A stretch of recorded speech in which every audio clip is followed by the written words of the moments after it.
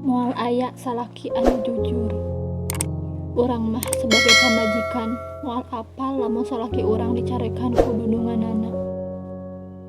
Urang mah moal nyaho lamun salaki urang desok dihina di luar. Urang mah teu apal buat teuing di luar gawena teh nepi ka mempertaruhkan nyawana demi urang jeung barudak. Urang mah teu apal buat teuing salaki teh nahan lapar demi bisa mawa duit ka imah jang anak jeung pamajikanana.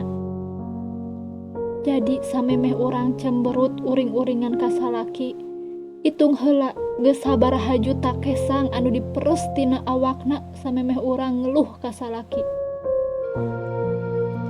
Samemeh urang amek-amekan ka salaki, tingali socana.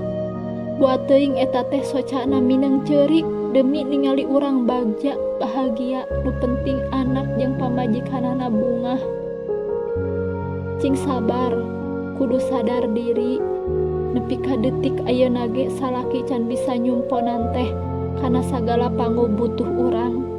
Kusabab faktor kaayaan lain teu hayangeun. Jadi leutik gedena panghasilan salaki teh disyukuri. Kabeh salaki ge hayang ningali anak pamajikanana bungah, bagja, bahagia, cukup sagalana. Jadi samemeh urang amek-amekan ka salaki, pikirkeun heula naon geus dilakukeun ku salaki, anu dikorbankeun ku salaki. Salaki urang di luar banting tulang neangan rejeki yang pangabutuh keluargana.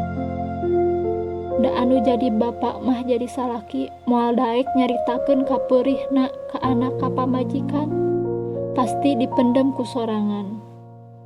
Kanggo para suami di mana wae mugia leulah aranjeun janten barokah. Kanggo para istri hargaan panghasilan salaki.